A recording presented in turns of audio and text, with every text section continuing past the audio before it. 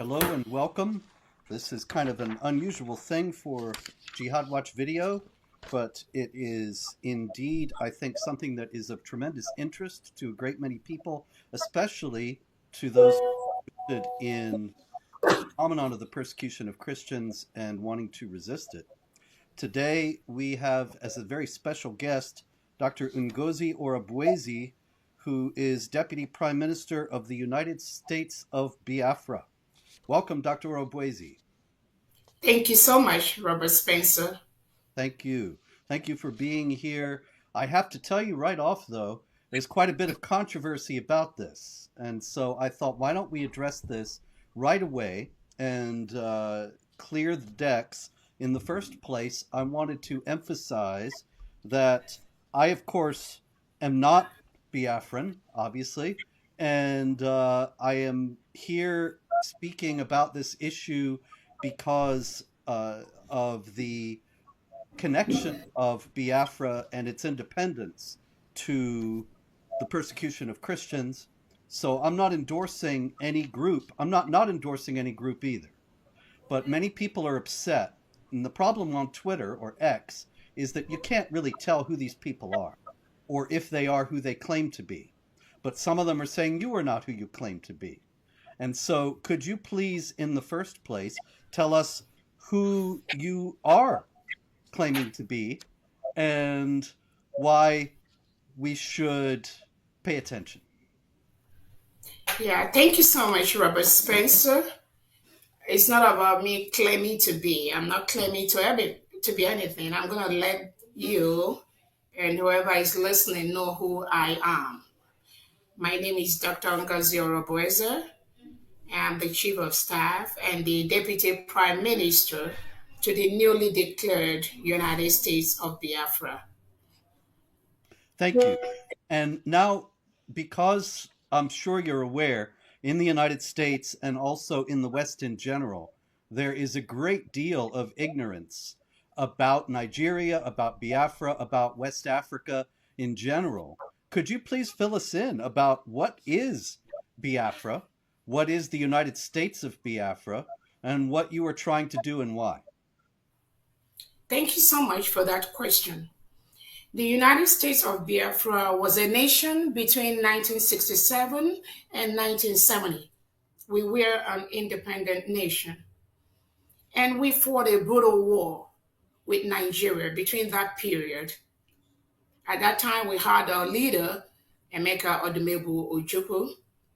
So, after that war between 1967 and 1970, when the war ended, the persecutions, the problems that existed at that period still existed to date. Problems such as marginalization, the killing of Christians, the lack of freedom, the so many things going on against the indigenous people of Nigeria, of which Biafra, United States of Biafra, is one of them.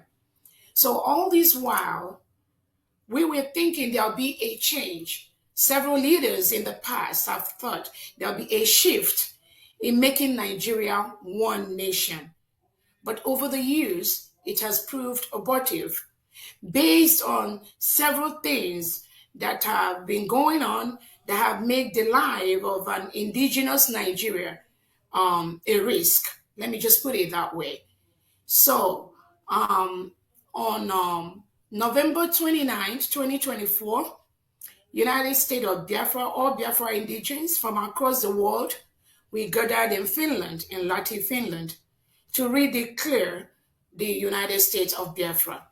We've conducted a self-referendum where over 50 million Biafrans have voted to exit Nigeria. We have met all the criteria as an independent nation, which we had before actually, between 1967 and 1970. So we have to redeclare that state in November last year. So that is where Biafra stands right now. We are a sovereign nation with a government in exile and a government in homeland with 40 states in Biafra territory. So that is where we are right now. Thank you. Now, let me ask you though, you said that the Declaration of Independence was made in Finland. And so obviously it was not made in Biafra. What is the status of your movement inside Biafra itself? Okay. So it was a concurrent event because we already have an established structure inside Biafra. We have the 40 state administrators, whom we call governors right now. We have 15 county in each of the state. And then we have the districts and we have the wards. So while we were in Finland declaring the United States of Biafra, there were activities also in homeland in all the 40 states of the Biafra doing almost similar things that we were doing. So we have a very strong relationship between the United States of Biafra government from the Biafra Republic government in exile and the homeland de facto government. We work together. I see. And so I understand, however, that immediately upon the Declaration of Independence, the Prime Minister of the United States of Biafra, Simon Ekpa, was arrested in Finland. Is that correct? No, actually, it was done before the declaration, just about a week or 2 weeks before all Biafrans assembled in Finland. The Prime Minister Simon Ekpa was arrested by the Finnish authorities. It will happen before the declaration, not Is after. he still in custody? He is. Oh my. And I find that interesting, especially in light of the fact that another group, the indigenous people of Biafra, its leader, Mazi Nnamdi Kanu, is also in prison. And what is the relationship between your group and his? Nnamdi Kano is the leader of the indigenous people of Biafra. Our Prime Minister for the United States of Biafra is Simon Ekpa. That is the relationship.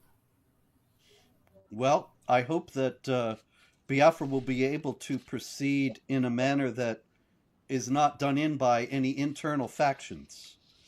In any case, can you please explain to us what is the relationship between this Declaration of Independence and this very newly independent state and the persecution of Christians that has been ongoing in Nigeria?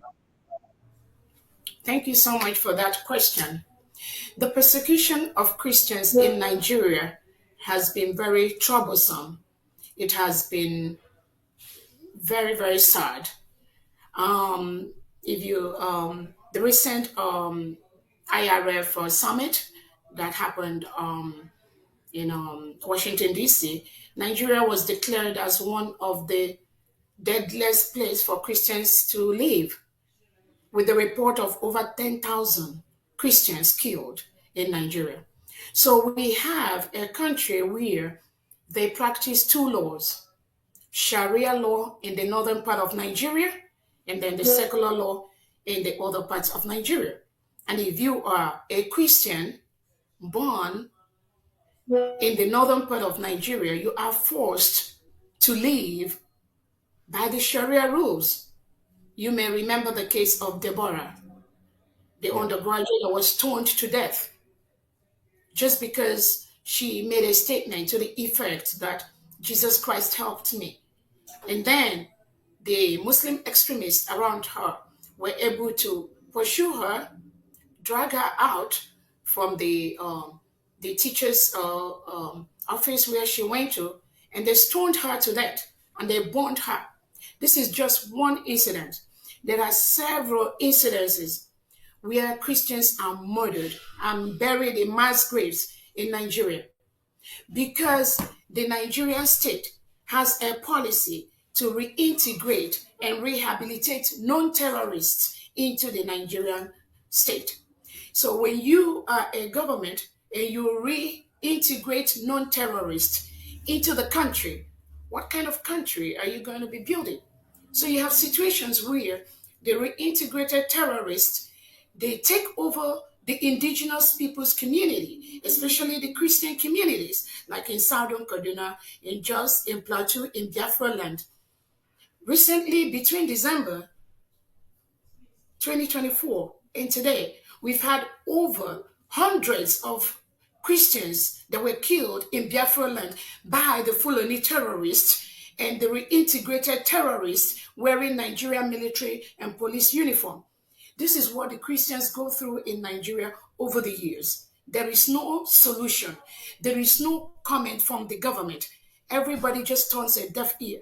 And that was part of the reason why the United States of Biafra has declared their independence. Because we cannot continue to live in a country where the government reintegrates non-terrorists into the police, into the military, and send them down to the Biafra territory to kill anyone that talks about Biafra, anyone that talks about their independence. And mostly all Biafrans are Christians. So that's what's been going on. There's several instances too. So you are saying, am I understanding you correctly, that the Nigerian federal government is actively aiding the jihad terrorists? Definitely, by reintegrating non-terrorists into the country. Do you think that this is a connection to the fact that the former president was a Fulani himself? Again, over the years, in the past leadership in Nigeria, we have had more of these Islamic leaders that have ruled Nigeria. So if you have been, I know as you are aware, Nigeria is supposed to be a secular state where we have equal representation of both Christians and Muslims. But we, the country, is now an Islamic state. It was declared as an Islamic state by Britain without the permission of the Christians. So Nigeria has been dragged into the IOC without the permission of the Christians. So there has been a systemic plan to Islamize the country where we are really right now. So it has been like that, and that is what is really going on, which has led to the loss of life of so many Christians and innocent indigents inside Nigeria.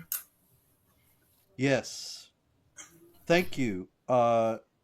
With the leaders of with the leader of your movement in prison and Kanu in prison, what are the real prospects, though, for you being able to establish a genuinely independent state that is free from interference from the Nigerian government and military?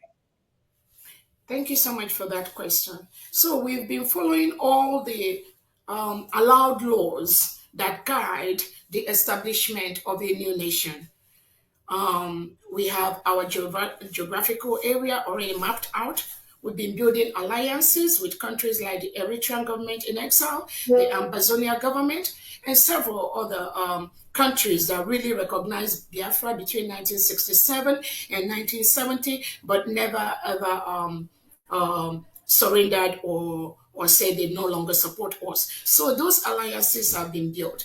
And we are following every step as a nation with the cabinet already set up, following all the due process to ensure that we go through the legal processes for United States of Biafra to be recognized as one of the newest independent nations in the world.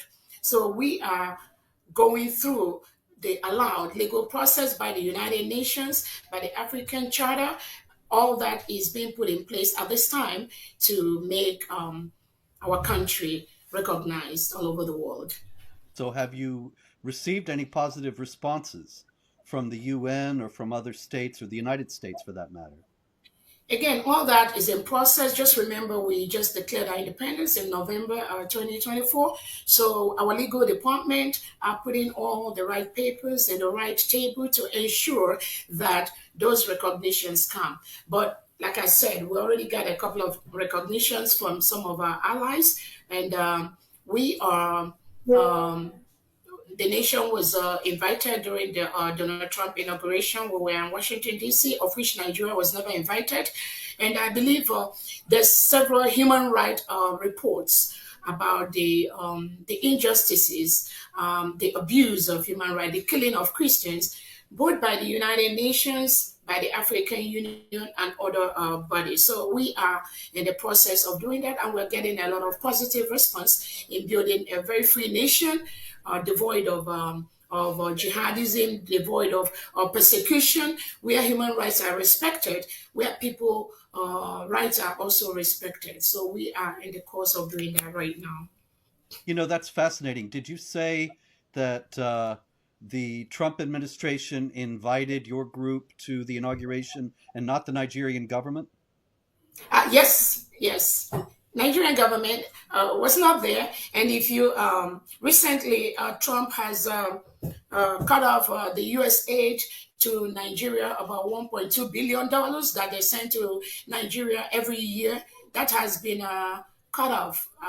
It has been stopped because the the abuse by the Nigerian government is huge, but at every step, they have used the network they have either in Europe or in France to suppress the freedom of indigenous Nigeria, especially the Biafrans. So even the United, when they arrested the leader Nnamdi Kanu, there was a committee set up by the United Nations to look into the case because Nigerian government planned and they kidnapped Nnamdi Kanu from Kenya to Nigeria.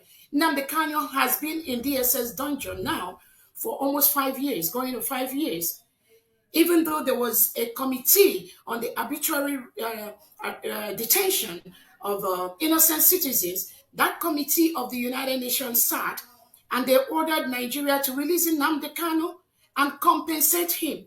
To today, that has not happened.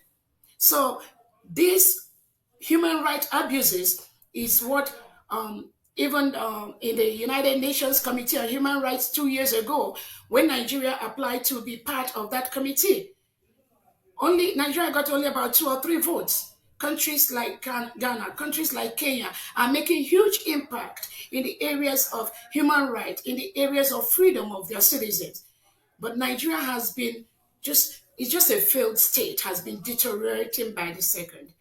Yes, that does seem clear. And it's an excellent sign, really, to get that invitation from Trump, because Trump, of course, has very clearly set out a path since he's become president again of trying to establish a new order in the world, not a new world order, which is what the other people are all about, but a try to end some of the madness of the United States giving aid to failed terror states such as the government of Nigeria and the Palestinians and so on, and instead aiding genuine struggles of indigenous peoples for independence. And so I hope that that will be followed through by this administration in terms of genuine support for the struggle of the people of Biafra and aid for them to be able to establish their independence. What do you think of the prospects, however, on a more negative note, unfortunately, of a war starting like the war that took place between 1967 and 70? Thank you so much, and I thank you for that comment. Where the expectation of Biafrans is we get the support from the United States of America, and again, we already see some signs to that, and we are very, very happy at where we are right now. In the area of the war breaking out, or what happened between 1967 and now, I have to let you know that is a different scenario right now. So many things have changed in the area of the information that the world have right now on what Biafrans went through between 1967 and 1970. There's a lot of awareness right now that's been created by Biafrans all over the world that we all need to go home and develop our nation. Unlike in the past, where there is suppression, there's limited information of what is happening inside the Biafra territory. Um, During the 1967 to 1970 war, Nigeria carried out a mass starvation of innocent kids. We are over 3 million, and almost 3 to 5 million innocent Biafrans were starved to death because they didn't have the right information. Some of the countries in the world didn't even know what is happening. So many things have changed. We don't expect that. The killings that are being done by the Nigerian state on a daily basis, even as of 2 days ago, some of the images are so gory. And when you see the pattern of these killings are patterned after jihadism, after the terrorism, because Biafrans are by nature very, it is difficult for Biafrans to spill blood. But what happens is that the delegitimized Nigerian governors that are occupying the Biafra territory in the southeast and south part of Nigeria, working collaboratively with the Nigerian state, they ship all these killers, all these mercenaries into the Biafra land. So the world has more information right now on what is happening in Biafra territory. That is why the way we are going about it right now is definitely going to be different from what obtained between 1967 and 1970.